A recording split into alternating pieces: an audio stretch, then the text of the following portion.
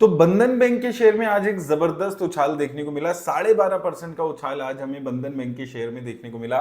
उसका सबसे बड़ा रीजन रहा, एक तो इनकी जो फॉरेंसिक ऑडिट चल रही थी वो पूरी हो चुकी है, और दूसरा आरबीआई ने एमडी का अप्रूवल यहां पर दे दिया अपॉइंटमेंट का, क्योंकि अभी तक बहुत ज्यादा अनसर्टेनिटी लोगों को थी कि इस बैंक में क्या वहां पर एमडी का अपॉइंटमेंट होगा नहीं होगा, कोई आरबीआई की तरफ से रिस्ट्रिक्शन तो नहीं आ जाएगी, फॉरेंसिक ऑडिट में कोई बहुत बड़ा कोई चीज तो नहीं निकल आएगी।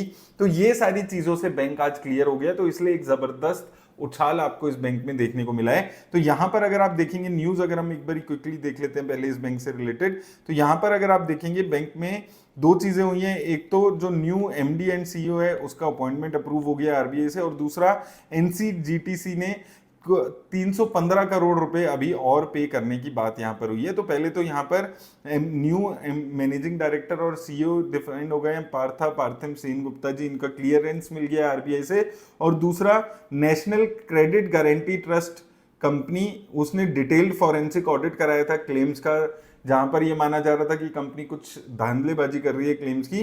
तो टोटल असेस्ड पे आउट जो निकल के आया है वो 1200 करोड़ के आसपास का निकल के आया है, जिसमें से 900 करोड़ के आसपास का ऑलरेडी पे हो चुका है, और 300 करोड़ जो बाकी है वो भी पे हो जाएगा। तो बैंक के लिए एक काफी पॉजिटिव बात यहां पर हुई है कि जो फॉरेंसिक है वो यहां पर एक तो इसका क्लियर हो गया फॉरेंसिक ऑडिट, और उसके बाद 315 करोड़ रुपए और बैंक को मिल जाएंगे। तो इसलिए उसके जो फंडामेंटल्स हैं वो और स्ट्रॉन्ग यहां पर हो जाएंगे। जैसे कि हमने पहले भी बात की है, बैंक अभी भी काफी नीचे लेवल्स पे ट्रेड कर रहा है, काफी नेगेटिविटी बनी हुई थी। हमने 210 रुपए 200 रुपए के लेवल्स पे हमने बात की है, काफी अच्छी सिचुएशन बैंक की यहां पर मिलती है। और मुझे लगता है कि यहां से अब पॉजिटिविटी बननी चाहिए इस बैंक को लेकर, क्योंकि आप देखेंगे पॉजिटिव चीज क्या है कि रेवेन्यू में ग्रोथ लगातार पिछले 4-5 क्वार्टर से देखने को मिली है। 4500, 4700, 5100 करोड़, देन 5500 करोड़। तो रेवेन्यू में एक कंसिस्टेंट ग्रोथ है, जो कि एक काफी पॉजिटिव बात है इस बैंक के लिए। ये दो तीन चीजें थी जो काफी नेगेटिव टाइम प्ले कर रही थी इस बैंक के लिए, जो कि अब पॉजिटिविटी आ चुकी है। 5 साल में, 3 साल में, 1 साल में लगातार खराब रिटर्न इस बैंक ने अभी तक दिए है, लेकिन अभी भी अगर आप वैल्यूएशंस के एंगल से देखेंगे तो जो अच्छे बैंक्स हैं उनकी वैल्यूएशंस के आसपास भी ये बैंक की वैल्यूएशन 12% की उछाल के बाद भी नहीं है।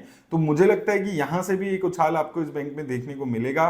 लॉन्ग टर्म के लिए अगर आप इन्वेस्ट कर रहे हैं तो ये बैंक एक अच्छी रिटर्न्स यहां से दे सकता है, स्पेसिफिकली अगर यहां पे आप ओवरऑल इस बैंक के अब स्ट्रक्चर की बात करते हैं। अगर हम चार्ट्स पे यहां पर बात करें तो नीचे 185 रुपीज के लेवल पे काफी अच्छा सपोर्ट है, 180 से 190 पे काफी अच्छा सपोर्ट यहां पर रहा है। आप देखेंगे बार बार इन लेवल से बैंक ऊपर जाते हुए नजर आया, और 211 रुपए के आसपास से ऊपर निकलता है, 200 रुपए से ऊपर निकलता है, तो 200 रुपए से ऊपर निकल के एक पॉजिटिव मोमेंटम बन सकता है बैंक का, क्योंकि इसका जो डेली मूविंग एवरेज है 200 का, वो 200 रुपए के ऊपर का निकलता है। तो ये अभी पॉजिटिव जोन में जाते हुए बैंक नजर आ रहा है। तो 200 के ऊपर अगर ये स्टे करता है तो ये अपना नेक्स्ट टारगेट, जो कि ये 230, 40 के आसपास के लेवल्स तक भी ये बैंक जा सकता है।